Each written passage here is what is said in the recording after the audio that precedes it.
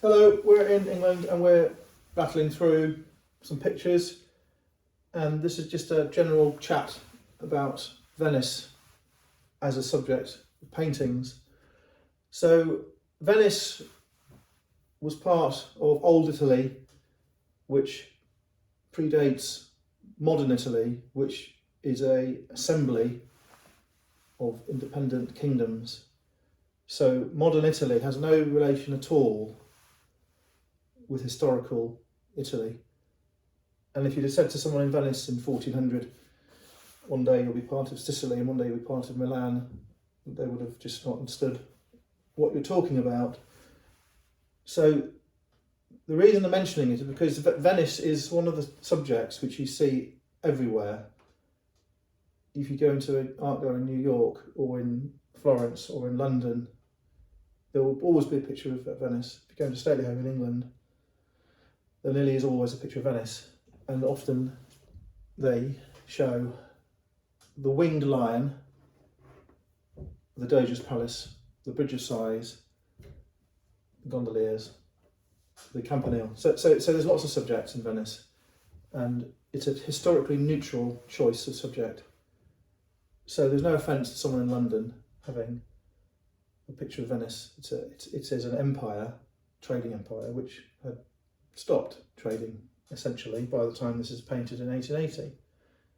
But there are other subjects which cause offence. For example, I buy Maltese pictures for my business in Malta, and there was a mountain of Maltese pictures in England historically.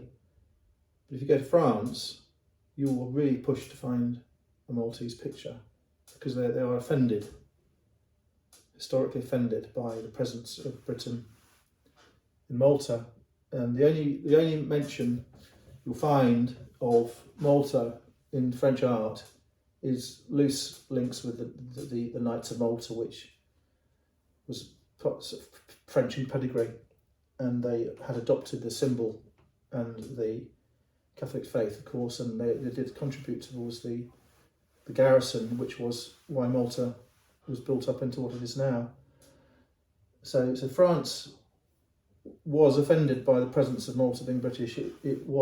Is offended by the presence of Britain in Jersey. You won't find a picture of Jersey in any French sale room. It's like they pretend it doesn't exist.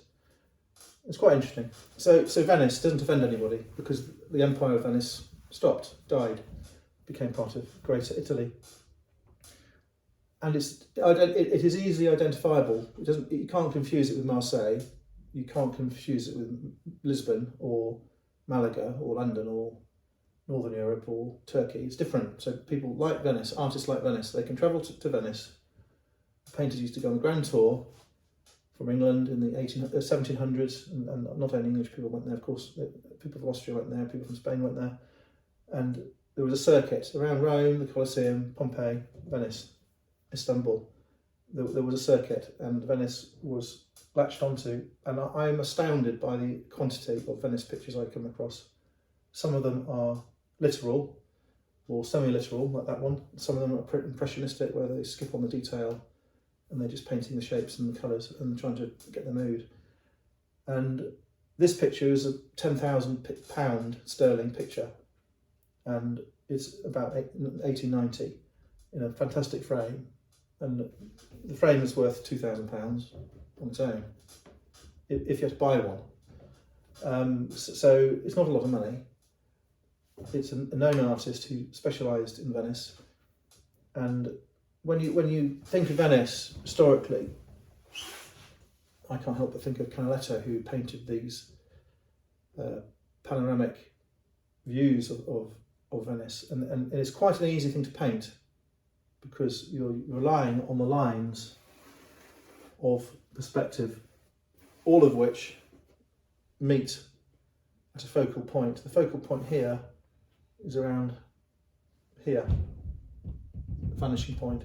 So if you took a pin, stuck it in the wall, you've got a piece of string, and laid it on the. In fact, I'm going to do it.